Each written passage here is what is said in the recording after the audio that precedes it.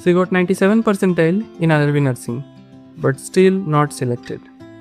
Final cut off 52 था और उसको 51.86 रह गया। ये पूरा गेम इसी फ्लो का है, रॉ, प्रोरेटेड, नॉर्मलाइज्ड। अभी आरआर में रॉ स्कोर सिंपल होता है, करेक्ट माइनस नेगेटिव। यहाँ 54 करेक्ट और 28 रॉन्ग था और ये स्कोर गिर गया। फाइनल रॉ स्कोर बना 44.67। अभी सबको सेम बेस देने के लिए स्केलिंग किया जाता है। 100 क्वेश्चन 93 वैलिड, रॉ को 93 से डिवाइड करके 100 पे स्केल किया गया, इसलिए 44 सीधा 48 बन गया। अभी बिग पिक्चर में रॉ 44, प्रोरेटेड 48 और नॉर्मलाइज 51.86 हो गया। हाउ, चलिए थोड़ा समझते हैं। So normalization is basically the balance between multiple shifts. आपका प्रोरेटेड मार्क 61 है, तो आफ्टर नॉर्मलाइजेशन को कितना बढ़ेगा? ये कैसे होता है? जब मल्टीपल शिफ्ट होता है, ये एक स्टैटिस्टिकल प्रोसेस है और ये बेस्ड होता है मीन, स्टैंडर्ड डिविएशन और कैंडिडेट का परफॉर्मेंस से। चलिए थोड़ा डेटा ड्रिवन एनालिसिस करते हैं।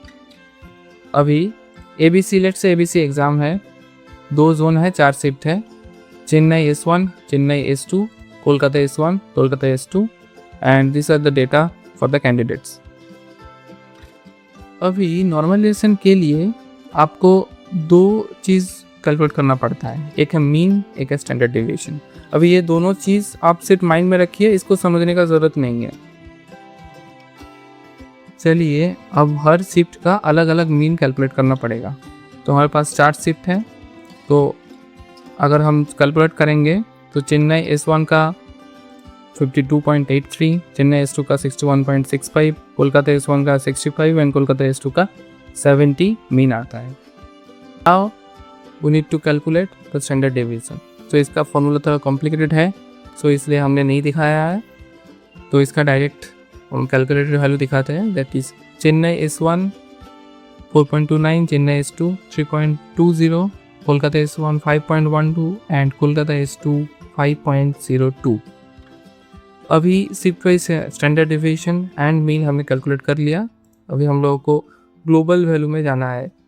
ऑल इंडिया में सारा बच्चे जो एग्ज़ाम देता है, वो सारा बच्चे को लेकर उसका डेटा को मीन से कन्वर्ट करके 61.7 निकलता है और स्टैंडर्ड डेविएशन 6 जो अप्रॉक्स मिलता है।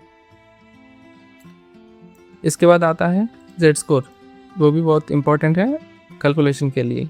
तो पहले हम एक कैंडिडेट पकड़ेंगे, let's say the 61 from Chennai shift 1, उसका जेड स्कोर होगा 61 minus mean of the shift by standard deviation of the shift, so उसका आता है 1.90 अप्रॉक्स।